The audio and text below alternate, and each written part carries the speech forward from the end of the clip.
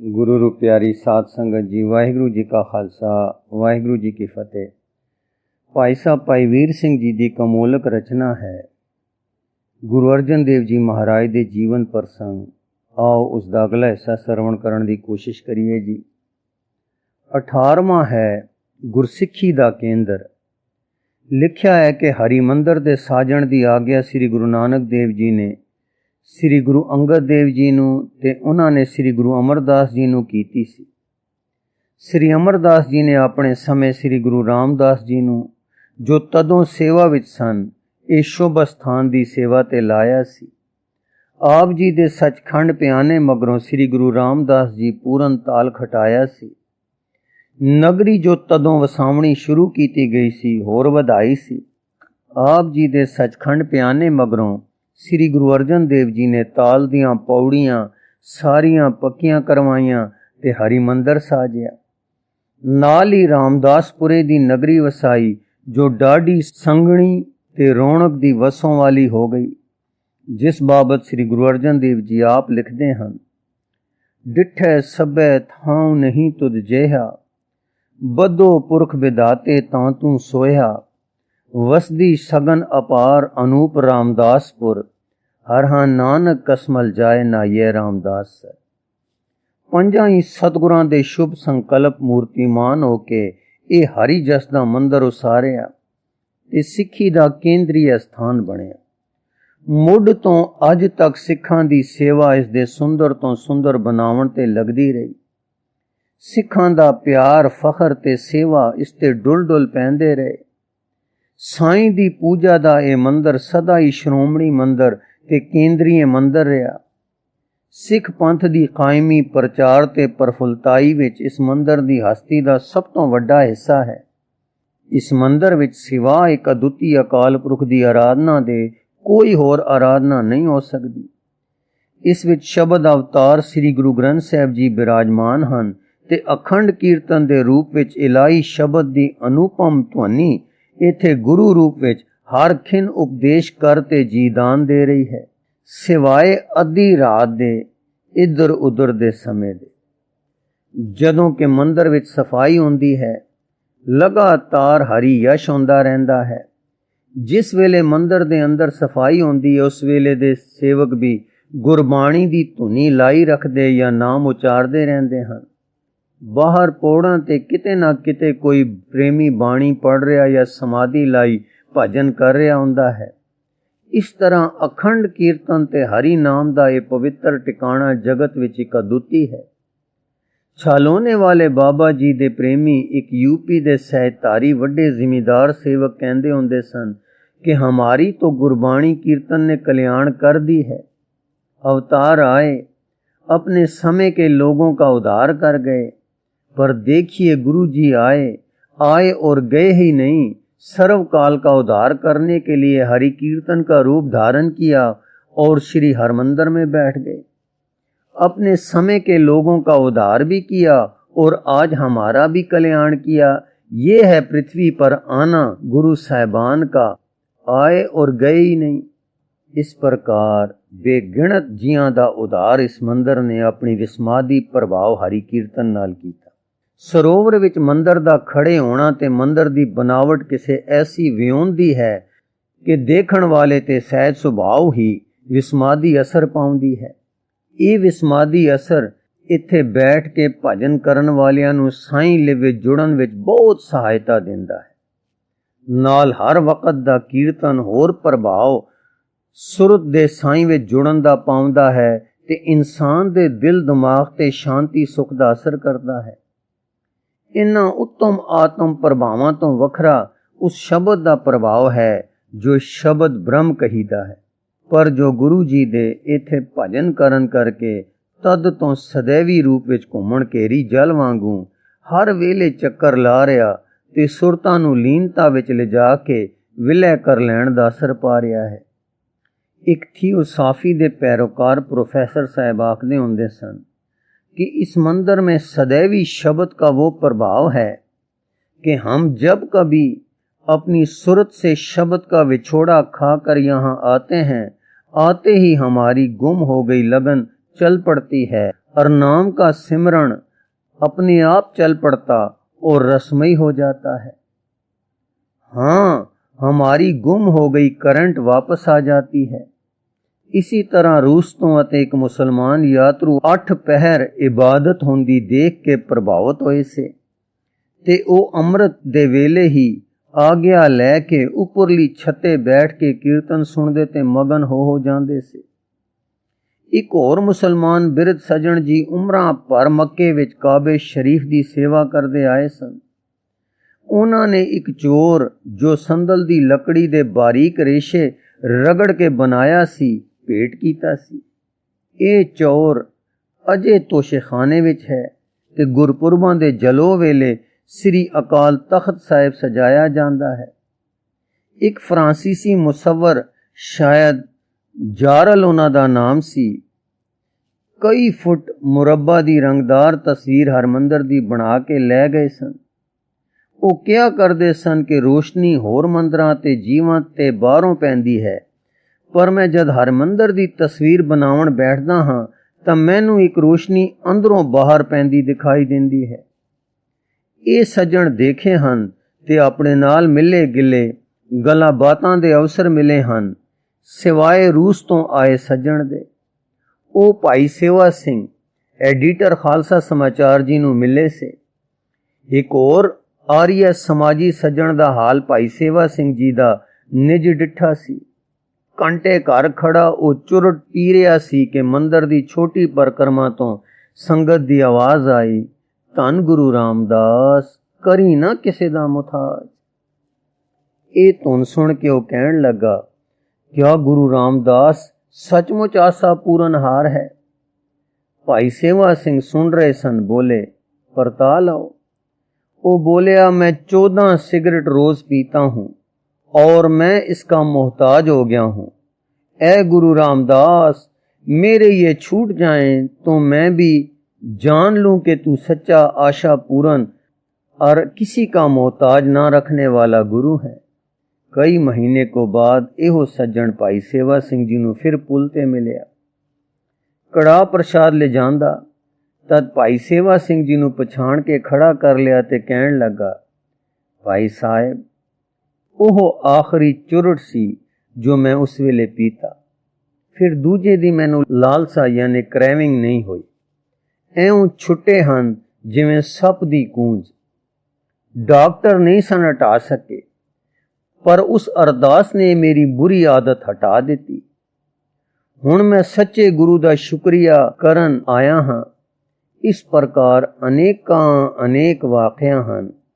सब तो वड्डी करामात है कि हरिमंदर ने 4 सदियां तो हरि कीर्तन दा रंग ला छोड़िया है ते इस दे आसरे बड़े बड़े गुरमुख संत ते महात्मा कमाल नू पुजे हैं।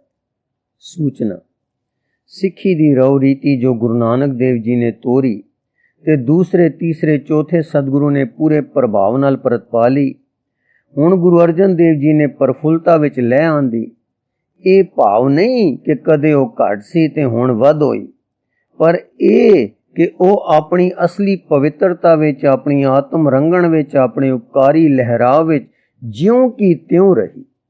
घटी नहीं, झमी नहीं, कुमलाई नहीं, हरी परी लै लै करदी प्रफुल्लत रही ते होई।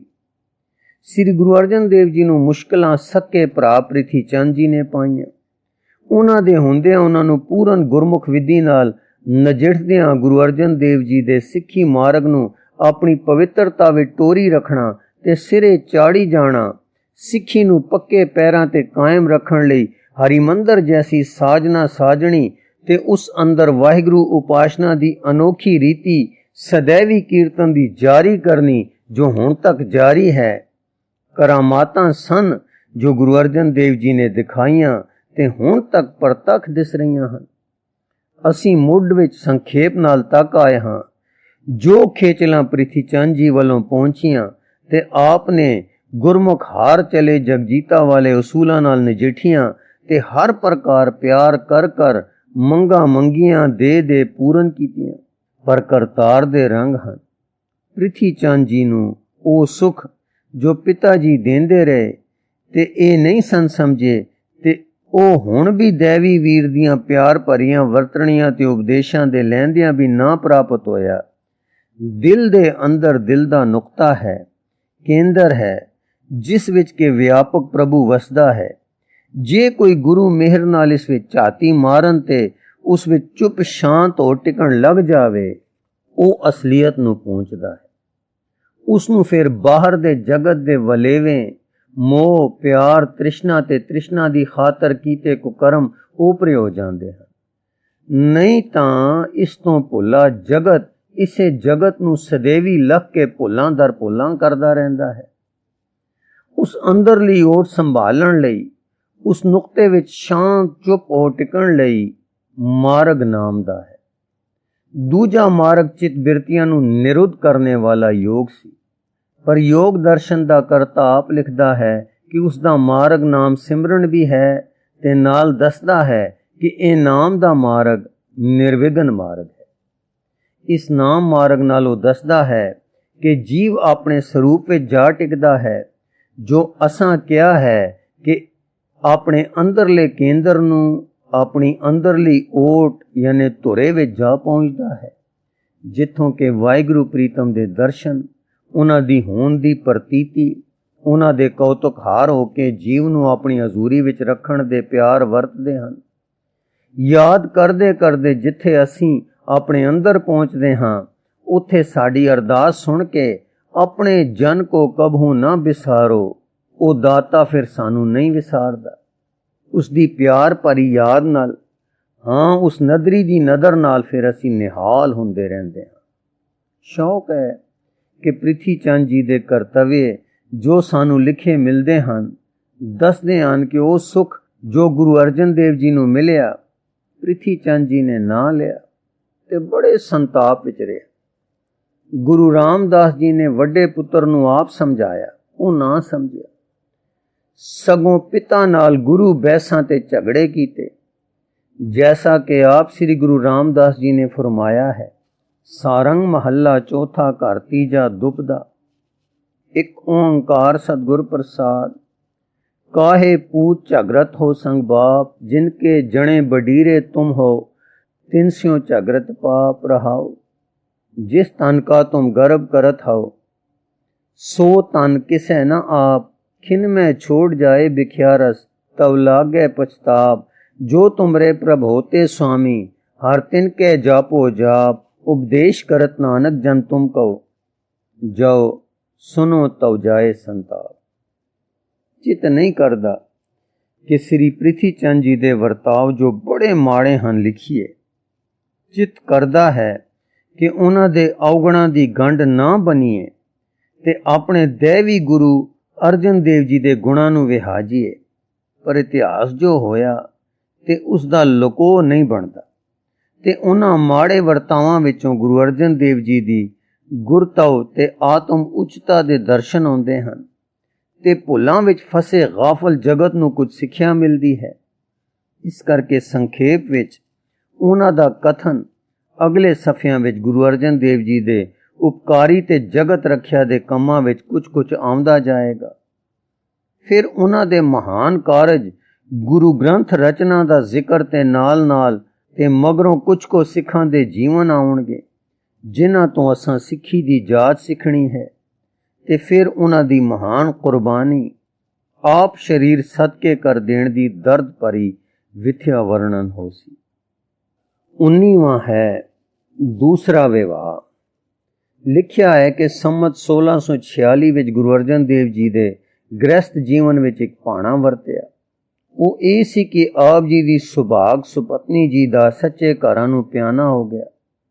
ਇਸ ਸੁਭਾਗ ਬੀਬੀ ਦਾ ਨਾਮ ਸੀ ਸ੍ਰੀ ਰਾਮ ਕੌਰ ਜੀ। ਇਹ ਵਿਵਾਹ ਸ੍ਰੀ ਗੁਰੂ ਰਾਮਦਾਸ ਜੀ ਨੇ ਸ੍ਰੀ ਗੁਰੂ ਅਰਜਨ ਦੇਵ ਜੀ ਦਾ ਆਪ ਰਚਾਇਆ ਸੀ। ਇਸ ਬੀਬੀ ਦੇ ਘਰ ਔਲਾਦ ਕੋਈ ਨਹੀਂ ਸੀ ਹੋਈ। ਹੁਣ ਇਹ ਬੀਬੀ ਗੁਜ਼ਰ ਗਈ। ਇਸ ਤੋਂ ਕੁਝ ਸਮਾਂ ਮਗਰੋਂ ਵੱਡੇ ਗੁਰਸਿੱਖਾਂ ਨੇ ਲਿਖਿਆ ਹੈ ਕਿ ਗੁਰੂ ਜੀ ਨੂੰ ਦੂਜੇ ਵਿਵਾਹ ਲਈ ਪ੍ਰੇਰਿਆ। ਸੋ 22 ਹਾੜ ਸੰਮਤ 1647 ਬਿਕਰਮੀ ਨੂੰ ਆਪ ਦਾ ਦੂਜਾ ਵਿਵਾਹ ਸੁਭਾਗ ਬੀਬੀ ਗੰਗਾ ਜੀ ਨਾਲ ਹੋਇਆ। ਇਹ ਬੀਬੀ ਫਲੋਰ ਦੇ ਪਰਗਣੇ ਵਿੱਚ ਪਿੰਡ ਮਊ ਦੇ ਰਹਿਣ ਵਾਲੇ ਸੇਖੜੀ ਖੱਤਰੀ श्री संगत राय दी बेटी सी। ये बीबी बड़ी सुशील, पूर्ण पतिव्रता, नाम बाणी दी रसिया, दूरंदेश ते दाना सुभागण सी। 20वां है माजे दी फेरी। इतिहास विच लिखिया है कि फगण संमत 1646 बिक्रमी विच गुरु जी नूं तीसरे चौथे सतगुरां दा सिख हिंदाल जंडियाले लै गया ते कुछ दिन पास रख के बड़ी आगत भागत की। कुछ दिन ठहर के आप अगे टुर पे ते कई थां हुंदे खारे पुज गए। ये भी पता चलता है कि आप जंडियाले तो खडूर गए ते खडूर तो गोइंदवाल, इथों सरहाली जा भाग लाए। इथों आपनू एक प्रेमी सिख बेनती करके भैणी पिंड लै गया। आप जद पहुंचे तां रोटी वेला हो चुका सी, पर दाल भाजी अजे कुछ तैयार ना सी। सो प्रेमी दी इस्त्री ने छेती नाल एक रोटी पका के चूरी कुटी, खंड ते घ्यो पा के तैयार करके साहिबा अगे लिया तारी। आप छक के प्रसन्न हुए ते बोले, बीबी ने बहुत स्वादिक चोहला लिया के खुआया है। इस वाक तो पिंड दा नाम ही चोहला पै गया। हुण तक उसका नाम चोहला है ते तदों ही सरकारी कागजां विच भी बदल गया सी। चोहला आखदे हन स्वादिक भोजन। उस समय आप जी ने रब जी दी शुक्रगुजारी विच जो शब्द उचारिया वो ए सी। धनासरी महला 5वां। बार जाऊं गुर अपने ऊपर, जिन हर हर नाम दृढ़ाया। महा उद्यान अंधकार में जिन सीधा मार्ग दिखाया। हमरे प्राण गोपाल गोविंद, इहाँ उहाँ सर्व थोक की जिसे हमारी चिंद। जां के सिमरन सर्व निधाना, मान महत पत पूरी। नाम लैत कोट अगनासे, भगत बांछै सब तूरी। सर्व मनोरथ जे को चाहे, सेवै एक निधाना। पार ब्रह्म अपरंपर स्वामी, सिमरत पार पराना। शीतल शांत महासुख पाया, संत संग रहो ओला। हर तन संचन हर नाम भोजन, एह नानक कीनो चोला। 21वां है भाई हेमा। फिर कई पिंड होंदे होए गुरु जी खानपुर पहुंचे। ये थां जिथे हुण तरन तारन है, उसदे कोलवार गोइंदवाल पासे हुंदा सी। अज आप नाल केवल 5 सिख सन। पिंडों बाहर ही सारे एक रुखां दी झंगी हेठ बैठे भजन विच लीन हो गए। शामा वेले मीह लथा। पिंड विचों किसी ने सार ना लई। जापदा है सारे सरवरीए सन। एक सिख ने कहा, जी मैं जावां ते पिंड विच कोई टिकाणा रहन बसेरे लई लब्बां। तां गुरु जी ने कहा, ऐसा ना कर। शांति नाल साईं दी टेक ते बैठा रहो, मालक भली करेगा। पर बिधि चंद ने जो सिख दा नाम सी बहुत विनय कीती। तां गुरु जी ने कहा, जा भाई पड़ताल है। जां पिंड गया तां थां तां किसे की देनी सी। सीधे मुंह कोई कूया भी ना, सगों मजाखां करन लग पे। बिधि चंद अपना मुंह लैके मुड़ आया। तां सतगुरां ने कहा, भाई टिकिया रहो, साईं नूं फिकर है, वो आप किसे नूं कलेगा। इन्ने नूं एक सिख आ गया। इसदा नाम सी हेमा। ये पिंडों बाहर रहिंदा सी। आके बेनती करन लगा, हे सतगुर, दास पास एक छप्पर जिहा है, चाहो ये भी टुटा खुता है। आप दे लायक दा नहीं, पर जे उथे चलो आराम करो तां मैं सुखी होवां कि मेरा मालक भी छावें आ बैठा है। नहीं तां मंदा पिया लगदा है कि मैं छावें बैठा रहा ते मेरा गुरु ते मेरे वीर रड़े पे बैठे भिजदे रहन। ये प्यार वेख के गुरु जी उठ के टुर पे ते उसदी टुटी खुती झोपड़ी विच जा बिराजे। हेमे ने जो कुछ सरिया बनिया रिन पका के अगे धरिया ते छका के प्रसन्न हो गया। इस सिख दा गरीबी हाल ते इसदे वाहिगुरु प्रेमी होण दा समाचार श्री गुरु अर्जन देव जी ने आप लिखिया है, जो एवं है। पौड़ी। बस्ता टूटी झोंपड़ी चीर सब छिन्ना, जात न पत न आदरो उद्यान परमिन्ना। मित्र न इठदन रूपहीन किछ साक न सिन्ना, राजा सगली सृष्ट का हर नाम मन भिन्ना। तिसकी धूड़ मन उधरै प्रभ होए सो प्रसन्न। अर्थ, जे कोई टुटी छपरी विच वसदा होवे, कपड़े उसदे सारे पाटे होए होण, ना उच्ची जात दा होवे ते ना ही उसनूं इज्जत ते आदर ही कितों प्राप्त होवे, ते सदा जंगलां विच भौंदा फिरदा रहिंदा होवे, ना उसदा कोई मित्र ना प्यारा, धन ते रूप तो भी खाली होवे, कोई साख संबंधी भी ना होण, पर जे उसदा मन हरि नाम विच भिजा होया है तां इस सब कुछ दी अणहोण दे बावजूद वो सारी सृष्टि दा राजा है, सारी सृष्टि दा राजा है। वाहिगुरू उस ते प्रसन्न है ते उसदी चरण धूड़ी नाल मनुख तर जांदा है। लिखिया है कि गुरु जी कुछ दिन इस झोंपड़ी विच टिके रहे ते हेमे दी भावना पूरन कीती। उसदी इच्छा सी कि गुरु चरनां विच समावां। ਉਹ ਪੂਰਨ ਪੁਰਖ ਸੀ ਤੇ ਉਸਨੂੰ ਪਤਾ ਸੀ ਕਿ ਮੇਰਾ ਅੰਤ ਨੇੜੇ ਹੈ ਤੇ ਉਹ ਅੰਤ ਮੇਰਾ ਗੁਰੂ ਆਨੰਦ ਦੀਆਂ ਨਜ਼ਰਾਂ ਹੇਠਾਂ ਉਸਦੇ ਚਰਨਾਂ ਵਿੱਚ ਹੋਵੇ। ਸੋ ਜਦੋਂ ਇੱਕ ਦਿਨ ਉਸਨੇ ਚਰਨਾਂ ਵਿੱਚ ਸਿਰ ਰੱਖ ਕੇ ਕਿਹਾ, ਲਓ ਹੁਣ ਚਰਨੀ ਸਮਾ ਲਓ, ਤੇ ਇਉਂ ਕਹਿ ਕੇ ਲੇਟ ਗਿਆ ਤੇ ਚੋਲਾ ਛੋੜ ਕੇ ਸ਼ਰਨ ਲੀਨ ਹੋ ਗਿਆ। ਉਸਦੇ ਪਵਿੱਤਰ ਸਰੀਰ ਦਾ ਅੰਤਮ ਸੰਸਕਾਰ ਕਰਕੇ ਗੁਰੂ ਜੀ ਖਾਨਪੁਰੋਂ ਟੁਰ ਕੇ ਪਿੰਡ ਚਲੇ ਗਏ। 22ਵਾਂ ਹੈ ਤਰਨ ਤਾਰਨ। ਖਾਰਾ ਪਿੰਡ ਬੜੇ ਰਮਣੀਕ ਆਲੇ ਪੁਦਾਲੇ ਵਿੱਚ ਸੀ, ਜਿਸ ਦੇ ਦੁਆਲੇ ਸੋਹਣੇ ਛਾਏਦਾਰ ਰੁੱਖ ਹੁਲਾਰੇ ਲੈ ਰਹੇ ਸਨ। ਪਾਣੀ ਦੀ ਬਹੁਤਾਤ ਸੀ, ਪੈਲੀਆਂ ਲੈ ਲੈ ਕਰ ਰਹੀਆਂ ਸਨ। ਤੂਤ, ਅੰਬ, ਬੇਰ, ਜਾਮੁਨ, ਆੜੂ, ਅਲੂਚੇ ਆਦਿ ਫਲਦਾਰ ਪੇੜਾਂ ਦੇ ਝੁੰਡ ਖੜੇ ਸਨ। ਪਿੰਡ ਦੇ ਪੈਂਚਾਂ ਤੇ ਲੋਕਾਂ ਨੇ ਬੜੀ ਖਾਤਰ ਕੀਤੀ ਤੇ ਸੋਹਣਾ ਥਾਂ ਠਹਿਰਾਣੇ ਨੂੰ ਦਿੱਤਾ। ਉਂਝ ਵੀ ਗੁਰੂ ਜੀ ਨੂੰ ਪਤਾ ਸੀ, ਪਰ ਹੁਣ ਮਾਂਝੇ ਦੇ ਦੌਰੇ ਵਿੱਚ ਅੱਖੀਂ ਵੀ ਦੇਖ ਲਿਆ ਕਿ ਲੋਕ ਆਪਣਾ ਧਰਮ ਛੱਡ ਕੇ ਨੀਮ ਤੁਰਕ ਆਉਂਦੇ ਜਾਂਦੇ ਹਨ, ਕਿਉਂਕਿ ਸੁਲਤਾਨ ਦੇ ਭਰਾਈ ਇੱਧਰ ਵੀ ਆਪਣਾ ਜਾਲ ਵਿਛਾ ਰਹੇ ਸਨ। ਪਿੰਡਾਂ ਵਿੱਚ ਸਿੱਖੀ ਵੀ ਚੌਖੀ ਫੈਲ ਗਈ ਸੀ, ਪਰ ਇਹਨਾਂ ਸਿੱਖਾਂ ਨੂੰ ਇੱਕ ਕੇਂਦਰੀ ਟਿਕਾਣਾ ਭਜਨ ਬੰਦਗੀ ਦਾ ਬਣਾ ਦੇਣ ਦੀ ਆਪ ਨੇ ਵਿਚਾਰ ਕੀਤੀ। ਇਸ ਗੱਲ ਲਈ ਆਪ ਥਾਂ ਢੂੰਡਦੇ ਸਨ। ਹੋ ਸਕਦਾ ਇਸ ਦੌਰੇ ਦਾ ਮੁੱਖ ਪ੍ਰਯੋਜਨ ਇਹੀ ਹੋਵੇ। ਸੋ ਆਪ ਜੀ ਨੇ ਇੱਕ ਸੋਹਣਾ ਥਾਂ ਚੁਣ ਕੇ ਖਰੀਦਿਆ। ਅਸਾਂ ਤਾਂ ਕਾਗਜ਼ ਨਹੀਂ ਡਿੱਠੇ, ਪਰ ਸੁਣਿਆ ਸੀ ਕਿ ਉਹ ਹਿਬੇ ਦੇ ਪੁਰਾਣੇ ਕਾਗਜ਼ ਲੱਭੇ ਹਨ। ਉਹਨਾਂ ਮੁਤਾਬਕ ਤਰਨ ਤਾਰਨ ਦੇ ਗੁਰਧਾਮ ਵਾਲੀ ਥਾਂ ਤਦੋਂ 1.25 ਲੱਖ ਨੂੰ ਖਰੀਦੀ ਗਈ ਸੀ। ਇਹ ਟਿਕਾਣਾ ਮਾਝੇ ਦੇ ਵਿੱਚ ਤੇ ਉਸ ਸੜਕ ਦੇ ਉੱਤੇ ਚੁਣਿਆ ਜੋ ਸੜਕ ਕੇ ਤਦੋਂ ਸ਼ਾਹੀ ਸੜਕ ਸੀ ਤੇ ਸੁਲਤਾਨਪੁਰੋਂ ਗੋਇੰਦਵਾਲੋਂ ਹੁੰਦੀ ਹੋਈ ਇੱਥੋਂ ਦੀ ਲੰਘਦੀ ਝਬਾਲ ਲੱਗਦੀ ਹੋਣ ਵਾਲੇ ਅੰਮ੍ਰਿਤਸਰ ਦੇ ਦੱਖਣ ਪੱਛਮ ਵੱਲ ਦੀ ਕੁਝ ਮੀਲਾਂ ਦੀ ਵਿੱਥ ਤੇ ਗੁਜ਼ਰਦੀ ਨੇਸ਼ਟੇ ਪਾਸੇ ਜਾਂਦੀ ਜੈਪਾਲ ਹੋ ਲਾਹੌਰ ਅਪੜਦੀ ਸੀ ਤੇ ਕੱਚੀ ਸ਼ਕਲ ਵਿੱਚ ਅਜੇ ਵੀ ਹੈ। ਤਰਨ ਤਾਰਨ ਦੇ ਲਾਗ ਗੁਰਦਾਸਪੁਰ ਦੇ ਜ਼ਿਲ੍ਹੇ ਤੋਂ ਆਈ ਹੰਸਲੀ ਲੰਘਦੀ ਕਸੂਰ ਨੂੰ ਚਲੀ ਜਾਂਦੀ ਹੈ। ਇਸ ਹੰਸਲੀ ਦੇ ਐਨ ਲਾਗ ਇਹ ਥਾਂ ਗੁਰੂ ਜੀ ਨੇ ਲਈ ਸੀ, ਜੋ ਹਰ ਸਾਲ ਬਰਸਾਤ ਦੇ ਰੌਣ ਨਾਲ ਸਰੋਵਰ ਜੋ ਬਣਾਉਣਾ ਹੈ ਭਰ ਜਾਇਆ ਕਰੇ। ਸੋ ਆਪ ਜੀ ਨੇ ਮਜ਼ਦੂਰ ਲਾਏ, ਪਿੰਡਾਂ ਵਿੱਚੋਂ ਸਿੱਖ ਆ ਗਏ ਤੇ ਤਾਲ ਪੁੱਟਿਆ ਗਿਆ। ਦੂਜੇ ਪਾਸੇ ਆਵੇ ਚੜ ਗਏ ਤੇ ਇੱਟਾਂ ਸਰੋਵਰ ਨੂੰ ਪੱਕਿਆਂ ਕਰਨ ਲਈ ਪੱਕ ਗਈਆਂ। ਜ਼ਮੀਨ ਦਾ ਖਰੀਦ ਤੇ ਤਾਲ ਦੀ ਪੁਟਾਈ 1647-48 ਬਿਕਰਮੀ ਵਿੱਚ ਹੋਈ ਦਸੀਦੀ ਹੈ।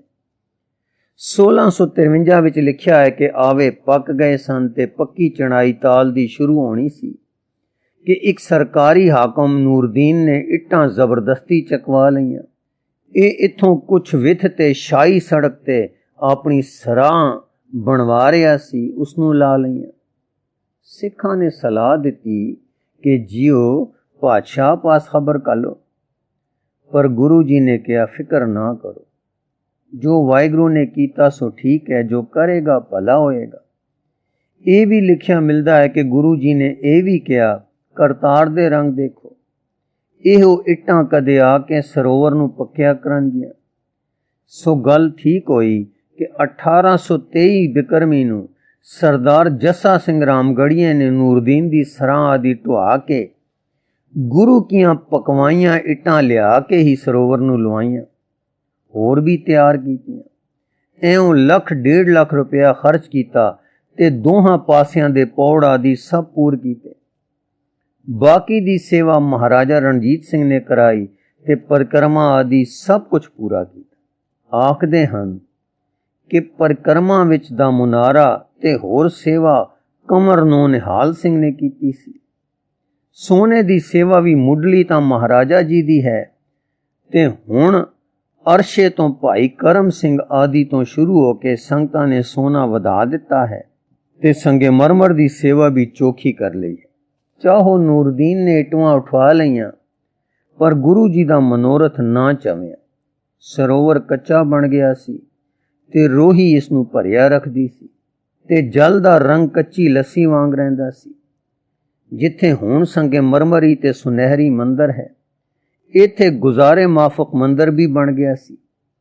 जिथे कीर्तन होंदा ते हर मसिया नूं मेला लगदा सी। सो मांझे विच ये प्रचार दा केंद्र ते बंदगी दा आसरा बन गया सी। त्यागी लोग किनारे कुटिया पा के आ रहिंदे सन। कुछ दूर परम दुखी रंजाणे लोग जिन्हां नूं कुश्ती आखीदा है, उन्हां दा आश्रम कच्चे कोठियां विच ही बना के उन्हां नूं एक थां रहण दा वसेबा दे दिता। ये आश्रम वध गया। सुनदे आए हां कि सिख राज समय 5000 दी जागीर लाई गई सी। अंग्रेज राज हो जाण ते ये आश्रम ईसाइयां दे प्रबंध विच दे दिता गया। 23वां है गृह निवारण। तवारी खालसा मुजब तरन तारण तो खडूर ते फिर उथों जंडियाले दे रस्ते रामदासपुरे आ गए। एक दिन बेनती होई संगत वालों कि जीवां नूं जो दुख वापरदे हन, पंडित आखदे हन कि ग्रहां दीयां चालां तो हुंदे हन। इन्हां दी पूजा आदि करके ग्रह निवारण करना चाहिए।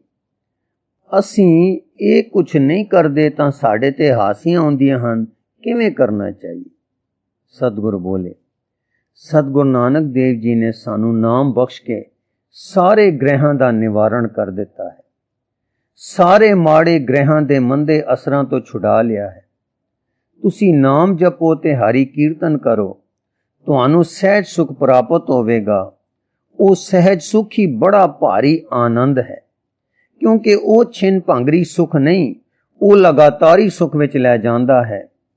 असी सदके अपने गुरु दे जिसने सानू सच्चे स्वाद नाम रस प्रेम रस विच पा दिता है। भाई सिखो, ग्रह ते शगन अपशगन उन्हां लोकां लई हन जिन्हां नूं वाहिगुरू चित नहीं आउंदा। गाफल लोक हन जो हर सिमरन द्वारा अपने प्रभु नूं भा गया है, उस दे तां जम भी नेड़े नहीं टुकदा। ग्रह ते शगन अपशगन की शै होए? हाँ भाई सिखो, इन्हां तो छुट पुन दान जप तप जितने भी होर साधन हन, नाम सबना तो उपर है, वड्डा है, श्रेष्ठ है। जिस दी रसना हरि दा नाम जपदी है, उस दियां सब कामना पूर्ण होंदियां हन। नाम दे प्रेमी नूं कोई ओपरा नजर नहीं आउंदा। प्रेमी जो हो गया, उस दे भै ते भरम दोए नाश हो जांदे हन। क्यों जो निरभै दी आराधना करदा है, उस दा भै दूर हो जांदा है। वो नाम प्रेम द्वारा हरि नाल लगे रहण करके उस दे आसरे परने हो जांदा है। इस करके उसनूं प्रतख हाजरा हजूर लखदा है, तां ते कोई भरम नहीं रहिंदा। उसनूं अपना मालक पालक रखियक प्रतीत कर लैंदा है। अपने परने आयां दी रखिया पार ब्रह्म आप करदा है। इस करके उसनूं फिर कोई दुख ते विघन नहीं हुंदा। ये उपदेश सुन के सिखां दी निशा होई ते श्री गुरु जी ने ये उपदेश सर्वकाली होण लई फिर एक शब्द उचारिया जो आसा राग विच है ते इस प्रकार है। सूख सहज आनंद कणा हर कीर्तन गाऊं, ग्रह निवारे सतगुरु दे अपना नाऊं। बलहारी गुर आपने सत सद बल जाऊं, गुरु विटों हम वारिया जिस मिल सच सुआओ। रहाओ शगन अपशगन तिसको लगे जिस चीत न आवे, तिस जम नेड़ न आवई जो हर प्रभ पावे। पुन दान जप तप जेते सब ऊपर नाम, हर हर रसना जो जपै तिस पूरन काम। भै बिनसै भरम मोह गए को दिसै न बिया, नानक राखै पार ब्रह्म फिर दुख न थिया। गुरु प्यारी साध संगत जी, इस लिखत का अगला हिस्सा आप जी ਨੂੰ ਅੱਗੇ ਪੜ੍ਹ ਕੇ ਸਰਵਣ ਕਰਾਉਣ ਦੀ ਕੋਸ਼ਿਸ਼ ਕਰਾਂਗੇ ਜੀ। ਵਾਹਿਗੁਰੂ ਜੀ ਕਾ ਖਾਲਸਾ, ਵਾਹਿਗੁਰੂ ਜੀ ਕੀ ਫਤਿਹ।